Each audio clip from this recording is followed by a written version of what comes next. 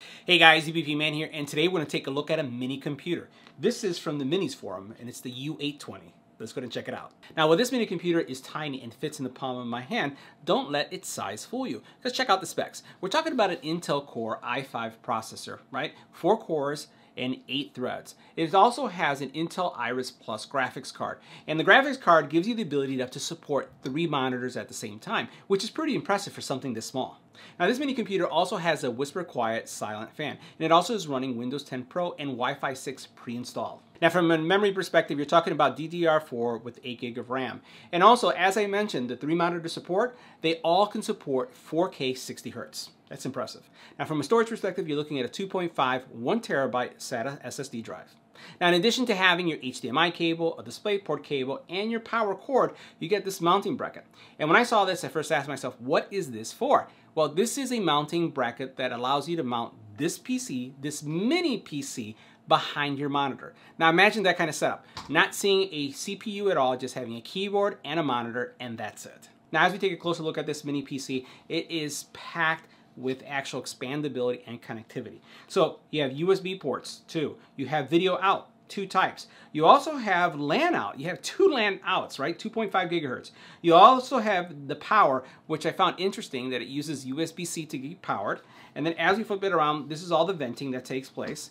In the front, you have 2 more USB, USB-C, right? You have a mic, so it's going to be picking up audio as you speak. You have a headphone jack out, and you have a power button.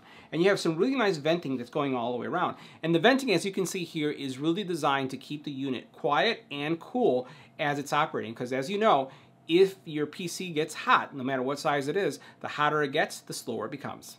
Now, if you want to see the internals, check this out. All you do is push right here on the sides, bam, and it opens. And then all you do is lift it up like this. And then here, you can see some of the components right here.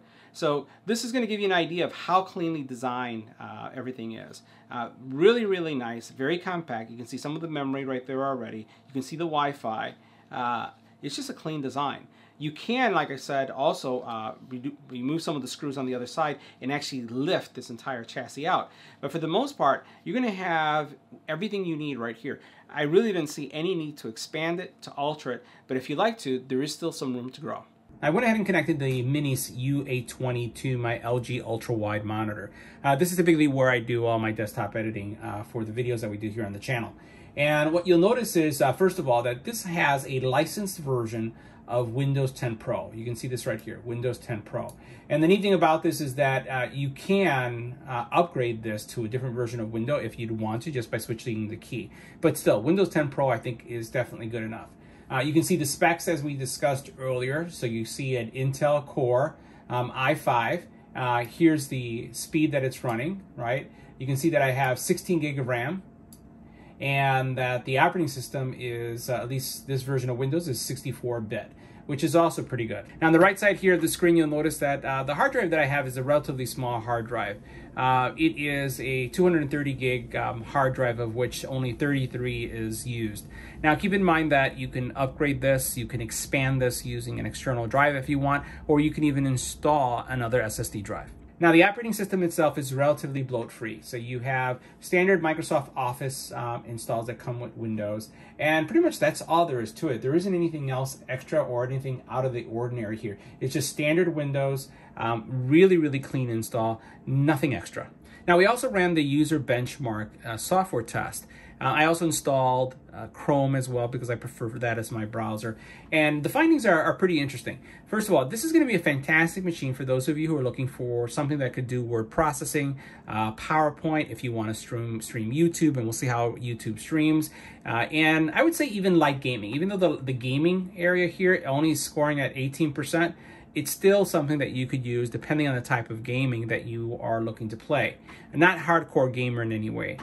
From a workstation perspective, if you're looking to compile, let's say, code, or let's say do video editing, you can get by with some of it, but it is going to be a little bit slower because it's really doing really well in the desktop space.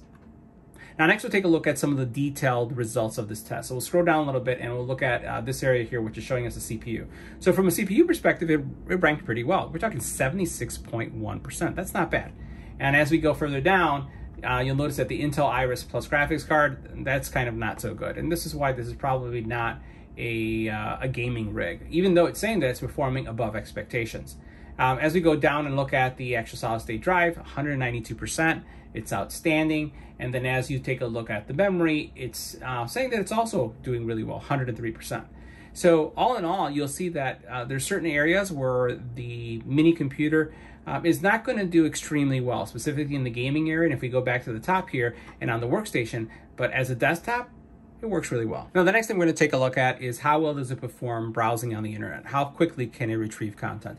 Now, I'm just going to hit play and see what happens. Hey guys, EBPMAN.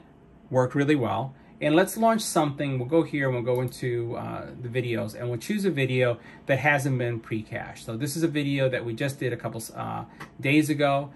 This is really looking at a ALR screen review that we did for Vava. Let's go ahead and launch it. You think I'm not fast enough?